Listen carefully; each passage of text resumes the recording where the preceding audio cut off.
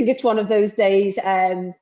So sorry, everyone. Yes, before I start my presentation, I would just like to put out this quote there to you all. You only know what you know, and I'll come back to that at the end. So I have over 10 years experience working with primary and secondary schools to help raise aspiration in young people. And how I do this is by engaging with businesses and entrepreneurs to talk to young people about the industry that they work in and the opportunities available to young people. And I think how I came about doing this is that I've worked for many years with different types of businesses and different types of industries, and I'd go out and I'd meet with these employers, and I would always leave the meeting thinking, wow, what a business, what an industry. I always like to refer to the construction industry as a perfect example. I'd have meetings, and for me, growing up, I always thought, the construction industry was about getting your hands dirty. It was a job for males. It was about digging, holes. But actually, it's a massive industry. There's so many jobs for male and female. And I didn't know about these jobs. And I think as a mum, I used to think, wow, if I don't know about these jobs, how will my children know about them? How will any young person know about jobs within different industries if we as parents don't really know about them? So that was kind of where the role that I do came about. I thought, businesses, they need to go into schools, they need to talk to young people, to tell them about the world of work and to tell them what opportunities are out there for them.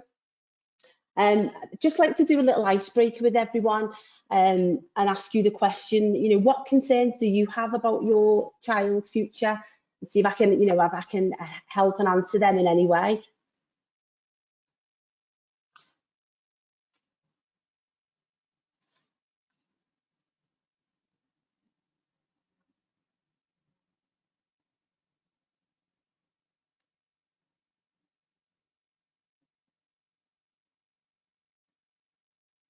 Yeah, we've had a few coming in, Ali.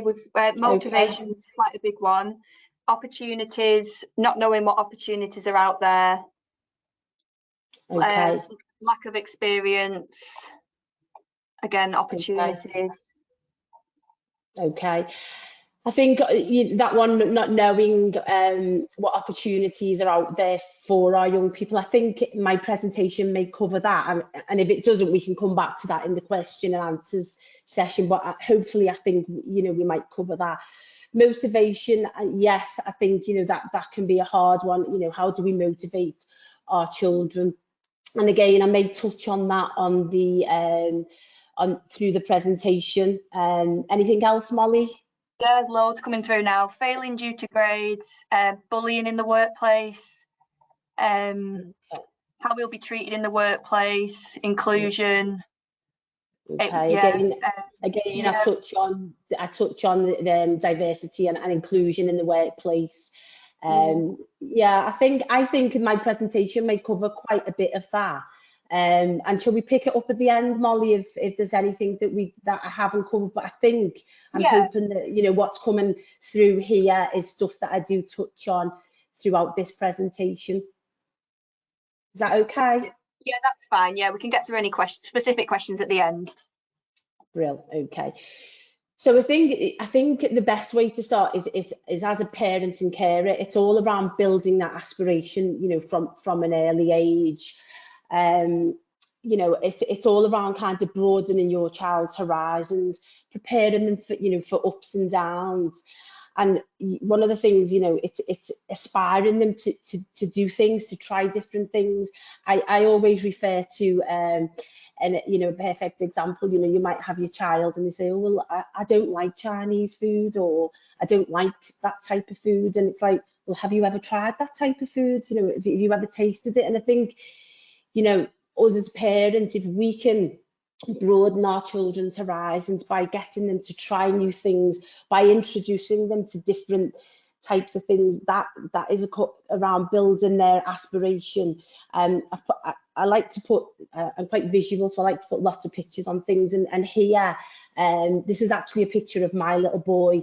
and it's a construction company that I work with, and I took a group of him and his friends out into the construction industry, and they've just done some fun interactive activities.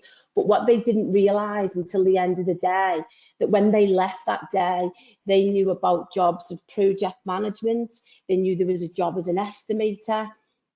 So this picture here, where obviously he's standing in a little tower, what the person at the construction company got them to do is they just gave them a load of coloured sticks, and they said to them, okay, we are a building company and we build things. So what I want you to do with these coloured sticks is I want you to build a tower, one that you can fit into, and whoever comes in with the cheapest cost will win the contract for this work. And they priced, you know, the orange straws were 10 pence, the blue straws were 5 pence, the green straws were 20 pence. So a group of them sat there, and obviously they totaled everything up and they built the tower. And then at the end, we explained then all of these different jobs and the different types of jobs that were involved in building that tower. And on the way home in the car, they said to me, I think I want to be an estimator when I leave school. And another one said, you know, I would like to be a quantity surveyor. Can I find out more about what a quantity surveyor does? And this is just kind of, you know, that was just by giving them, you know, at primary school age, a bit of exposure in a fun, interactive way, but also making them aware of this is an industry and these are different jobs that when you grow up, you can do. You know, this picture here, this is a visit to Marks and Spencer's. You know, someone, you know, behind the scenes, they have to check the stock, they have to check the sizes. You know, retail, that isn't just the job of the person on the shop till. There's so many different types of jobs within retail. And I think, you know, if we can talk all the time to our children about all of these different jobs, we're kind of building that aspiration.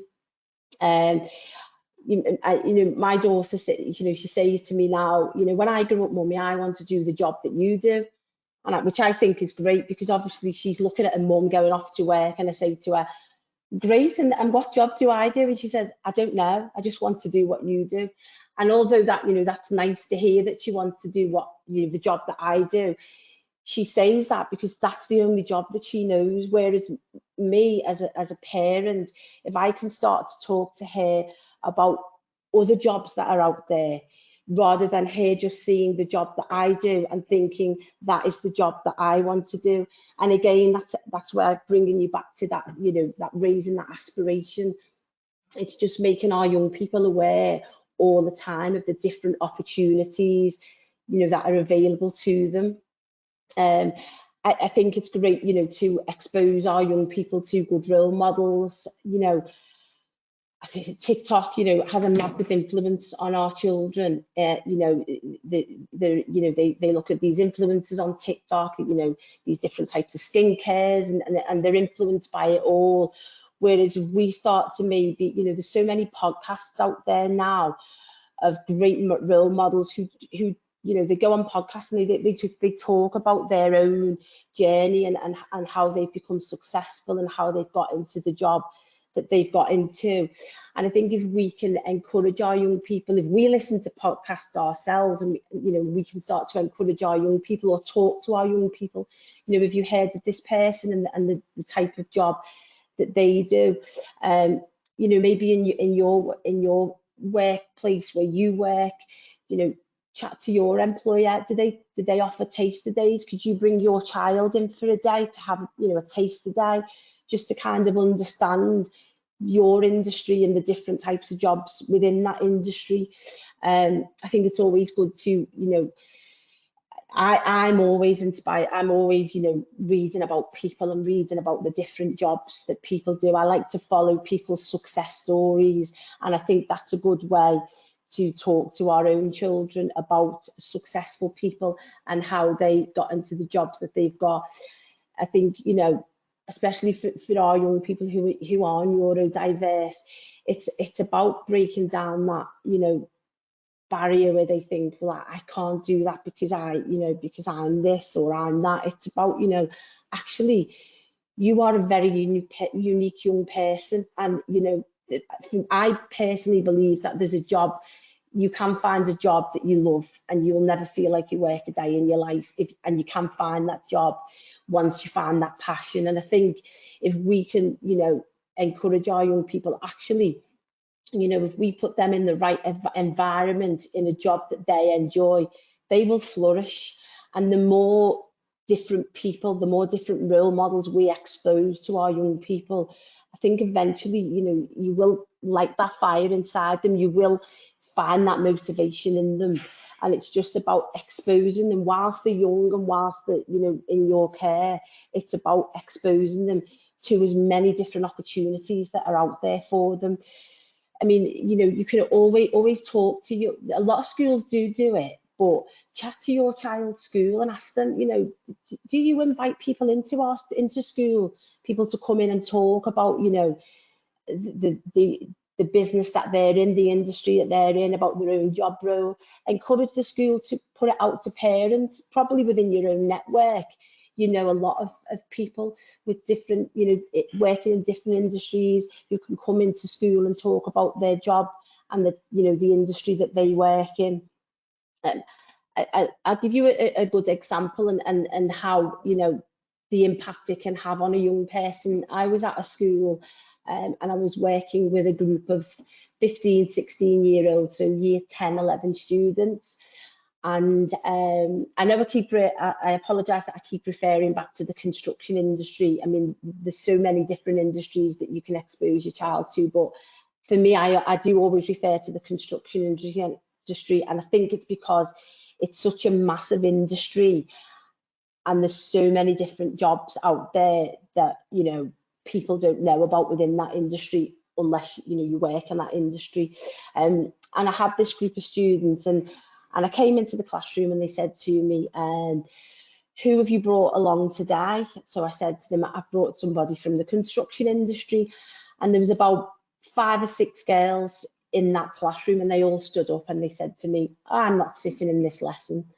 I said, why not? And they said, because why would I want to listen to somebody from the construction industry? I would never want to work in a construction site. Why would I want to? I'm a girl. Why would I want to work on a construction site? And I managed to persuade them to, I said, just give it 5 minutes, sit down, meet this person. And if it's not for you, then you can leave the room. So they agreed. And then I brought in a young girl. She was 22, 23, from Liverpool, typical Liverpool girl, very pretty, very glam. And when she walked into the room, it was very interesting to see the room. Obviously, all the boys, you know, jaws hit the floor. But the girls, they sat up straight and they fixed their hair and the shoulders went back, and they just changed the whole way they presented themselves. And I looked around the room and I thought, wow, that's interesting. And as I say, this girl was really pretty and she was a lovely girl, and she you know, she talked in their language, and she told them that she didn't really enjoy school. School wasn't for her. She told them, you know, that she was part of the in crowd. She did tell them that she enjoyed maths and she was good at maths. What she did say to them was, she said, what I love to do, I love to shop. She said, that's what I love to do. And she said to them, I have a job now as a quantity surveyor and I shop every day. I just shop for different materials. And she told them that she just bought a first house, she had a company car, the salary that she was earning and where she could progress to. And obviously you could hear a pin drop by this point in that room. And at the end of the lesson, that group of girls, one of the girls came over to me, she tapped me on the shoulder and she said to me, I want to be just like her. I said, right, okay. So what would you like to do? And she said, I'd like to go and work on a construction site. I want to see what it's all about. I said, okay, let's see what we can do. And we managed to get that young girl a taste of 2 days a week for 3 weeks working on a construction site. It should have been for 3 weeks and they extended it for 3 months. And I went out to see her, and I'll never forget walking onto that construction site and someone shouting me. And it was this young girl with, you know, a hard hat, high vis, all her hair blown. And she said, Ali, look at me and look at me. And she absolutely loved what she was doing. And she was just shadowing a quantity surveyor. and she left school on that pathway to become a quantity surveyor. And what the school at the time said to me was that she was from a family of third and fourth generation of unemployment. And she said, they said to me that that young girl would probably have never known what a quantity surveyor was had she never been exposed to this opportunity. And it just shows how powerful, you know, businesses coming into schools, or not even, you know, as a parent, just, you know, asking someone to chat to your child. It's that influence that it can have, and it's definitely about all around, you know, bringing in good role models to, you know, to talk to our young people. And I touched back on before about, you know, podcasts are always great, and there's so many podcasts out there with, you know, this lady here in the pink and beige cardigan. She's a fashion designer. Her name's Kirsty Doyle. You'll find her on social media. Such an inspirational entrepreneur. Talks about her journey, and you know, she had a passion for making clothes, and started off with in a market stall. She now makes wedding dresses. She's got a platform, an online platform that young people can access. But the way she presents herself as a role model, she's very inspiring, and she's definitely someone to look up, you know, have a little research on her and find out about her story, because it's people like this that really do inspire young people. And as I mentioned before about the quantity surveyor, it's the impact that it can have on young people, because as I say, it's all around that, you know, the good role models around our, you know, around our young people. And I know someone touched on before about kind of the workplace, and as I mentioned to you, I work with lots of different businesses. You know, they're like, I've got a list of businesses, but you know, the likes of John Lewis, Microsoft, Roadchef, the service stations right across up and down the country.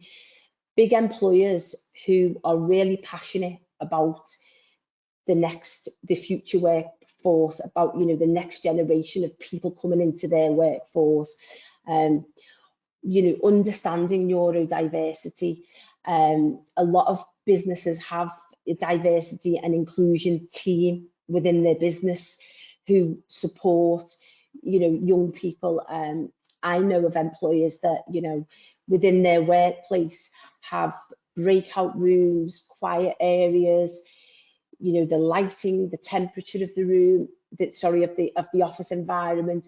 They have it set up because they know that can affect people's way of working. You know, some people that, you know, might be really good at what they do, but they just need to be in that quiet zone. They can't work around that noisy, busy environment. So some businesses will have breakout rooms where you can pick yourself up, and if that's a better environment for you to work in, then that's available for you. Because what businesses do know is they are aware that, you know, if you provide your employees with the right environment to work in and the right support, especially if they have various needs, then you will get the best out of that employee. So that is something that, you know, I would, you know, tell you all, that businesses are very supportive and very passionate about doing right by people and supporting neurodiverse people. It fits in all around businesses' social value about making their business the right place to work in. And just to touch on, you know, when I've mentioned about, you know, I've talked on about employers coming into schools and talking to young people about, you know, their industry and the different roles within their industry. I read something, some statistics last night from the from the Careers and Enterprise Company, and what they said is that 78% of employers who actively go into schools and engage with young people are seeing an increase to their applications. They also mentioned a lot of young people are finding out about job roles just through internet search. So there are ways that you can find out about different types of jobs that are available. And through Witherslack Group Futures, we soon will have podcasts where we will interview employers that you will be able to access to find out more about the different job roles. But here are just some of the employers that I work with that are really passionate about supporting neurodiverse young people and giving them opportunities, because for me it's about, you know, putting that young person in the right environment and bringing the best out of them and supporting them. And that's what an employer will do. It will support them around the needs, because what will happen for that employer is they will get the best out of that person.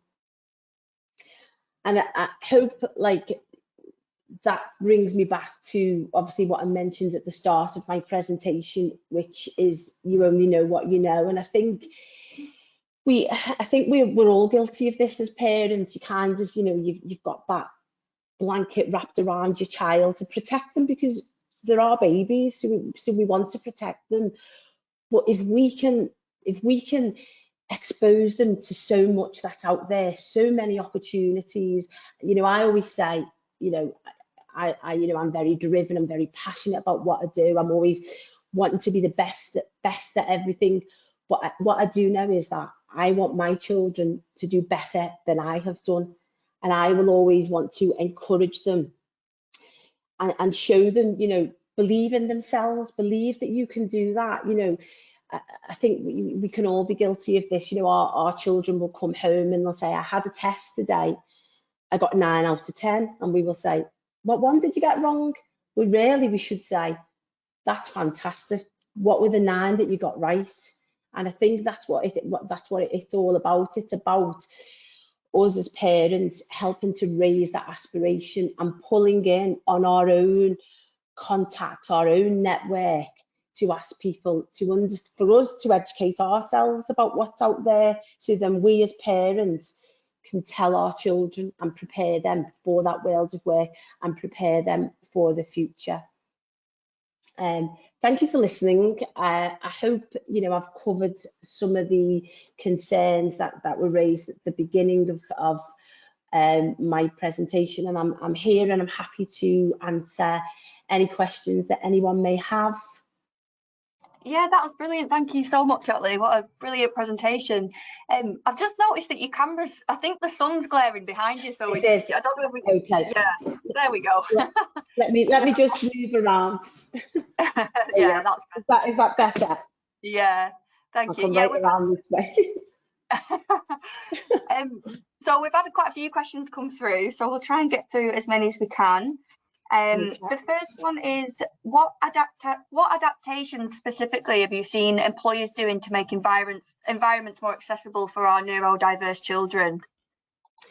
Okay, so I mentioned before, I visited a company, you know, when I talked about the breakout areas. I visited a company in Birmingham, a national employer called Atkins, and they actually have a neurodiverse team. So they have a team of people within their business that support. They've got, I think it's about 3,000 employees within the business.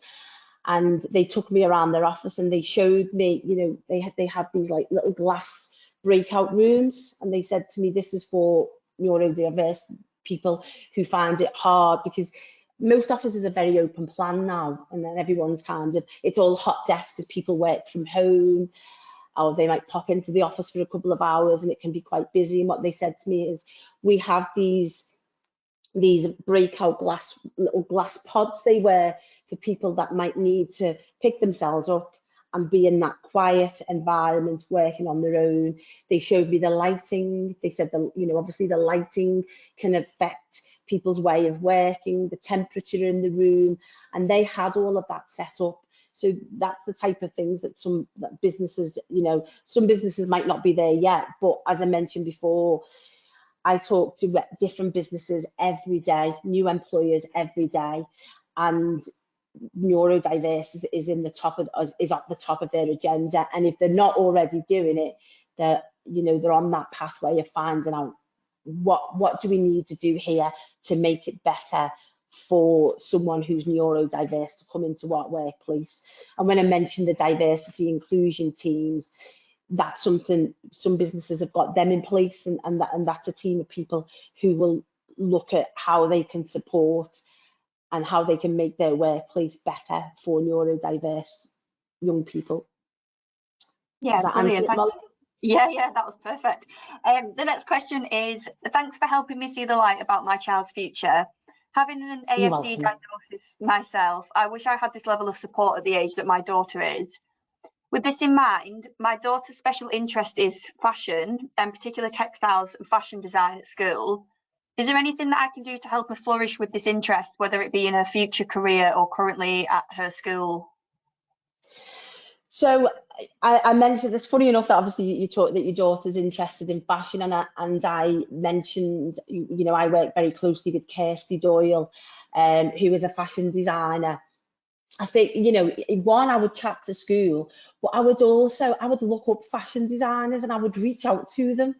I would ask them if they can, you know, look at this conference that we're doing today virtually. You know, I know that entrepreneurs and employers would be more than happy to jump on a Teams call and have a chat with somebody if they wanted to know more information about the child, for the child's future.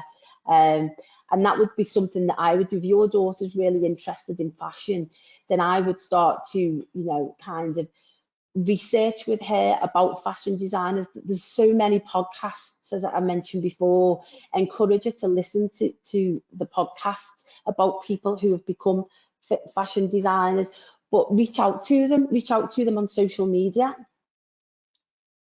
Yeah, brilliant. Thanks, Ali. Next question is, my 10-year-old doesn't seem to be interested in her future. I find it hard to motivate her, and even for her to get out of bed in the school in the morning is a struggle. Do you have any suggestions for inspiring her at the age that she is, or is it too early to be thinking about this at 10 years old? I mean, probably, I think the first thing you would do there is I mean, obviously, I know you're saying it's hard to, you know, to motivate her and get her out to bed. But, you know, is there anything that she has got an interest in that you could maybe, and then I know it's hard to talk about jobs. You know, I've got, my little girl is 10, well, she'll be 10 next year.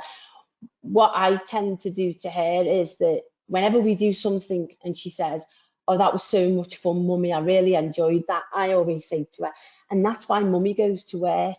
Mummy goes to work so we can do nice things like this. So when you grow up, if you find a job that you would like to do and it's a good job that you enjoy, you will be able to go and do nice things. Or if we ever buy anything, I always refer back to, we can do this because mummy or daddy go out to work and this is what we do. I always talk to her about, I'm always like that question that we've just had about the fashion designer. She likes clothes, so I always talk to her about fashion design. She likes, you know, she's at that age where she kind of she's got an interest in makeup, and I always, anything that she talks about, I always refer it back to that is somebody's job. And I'll go into not into too much detail, but I'll touch on, that's actually a job, you know, that somebody does. Somebody, you know, these people on the telly, somebody has to do their makeup. Is that what you like to do, makeup?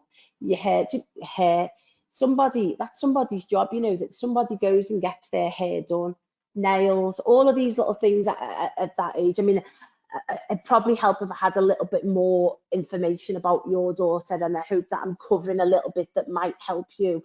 But I think it's probably just pulling on the little things that she might like. You know, does she like to go? Does she like to eat out at restaurants? Is that a way that you can encourage her and take her out to a nice restaurant, and then talk about the environment that she's in, the type of restaurant that she's in, and start your conversations that way? Does that help, Molly? Yeah, that was spot on. Thank you, Ali. The next question is, as a parent, I find it difficult to even know about half the opportunities that are out there for myself. So I worry about not being able to give my child the support that they need and deserve. Are there any websites or resources you'd recommend I show them to enlighten them with opportunities and experiences that are available? To be honest with you, I think probably the easiest way, and as I mentioned before, is a lot of young people are finding out jobs through internet search. I think probably the best way would be to go in on company websites and looking at the types of jobs that are available, and then doing a little bit of research into what that job is. So I think, you know, and I completely understand the question that you're asking, because, and I touched on it at the start of my presentation, I came about doing this role that I do because a lot of the work that I was doing was all around just meeting with different businesses, and you know, as an adult and meeting with an employer, I'd get a tour around I'd get shown around the business, and then I'd meet, let's say, the managing director, and then they talk about what the business does, and then they talk about a job role, and then they talk about another job role. And I'd be sitting there and I'd thinking, wow, I didn't know of all these job roles. And then I'd go home and I'd look it up, and I'd think, you know, like an estimator, what is that? What type of job is that? And then I'd get more of an interest. And as a parent, I was thinking, wow, I am so narrow-minded in the types of jobs that I am talking to my child about, because I am only talking to my child because when I was in school, the job was a teacher, a doctor, a fireman. They were the jobs that were spoken about. We're actually, and that's not to say some young people grow up and that's the job that they want to do, which is great. But there is so many other different jobs, you know. There's definitely a job for every young person that's got an interest in something. There is a job related to that. And it's just about you as a parent, maybe looking at what that interest is and then doing a bit of research on the internet about that job, finding out then an employer that does that job and reaching out to that employer. Because as I mentioned before, businesses are really passionate, you know. Again, I keep going back to the construction industry, but there's a massive skills shortage in the construction industry, a massive skills shortage. So they are looking for their future workforce. So they are really keen now to be at primary school level, talking to young people, to get young people's minds thinking about the future and the opportunities that are available for the future. You know, my vision, my dream is that, you know, we have young people in primary school that are having that opportunity in every school. It should be happening in every school across the country, that employers are going into schools and they're in lessons, they are doing interactive activities, because every lesson, you know, it is linked to a job, but it's all about skills and it's all about confidence and self-esteem.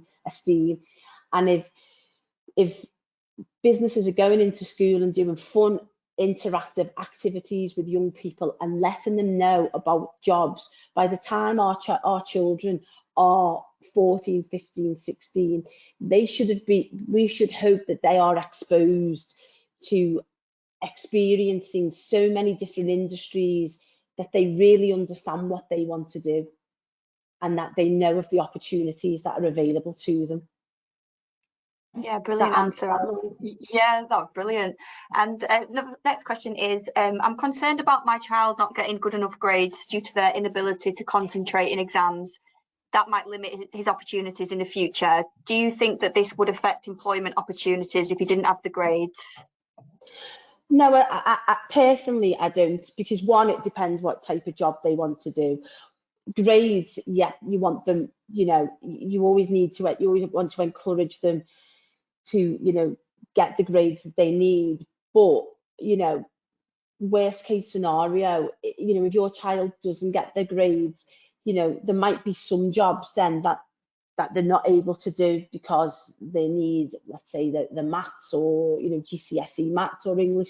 But it's about then looking at other jobs, because it's all very well with your grades, but it's about having them skills, them power skills, you know, good communication, listening, confidence, self-esteem.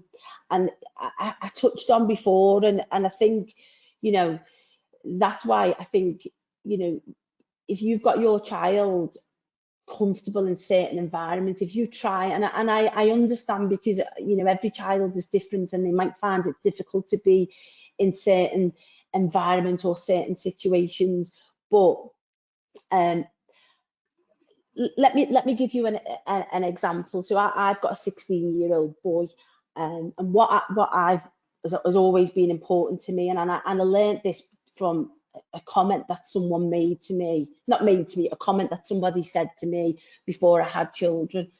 And I'd taken my nephew to a restaurant, and I was in work the next day, and I was telling somebody that I took my 3-year-old nephew to a restaurant, and they said to me, oh, I would never take my child to a restaurant. They would just cause uproar.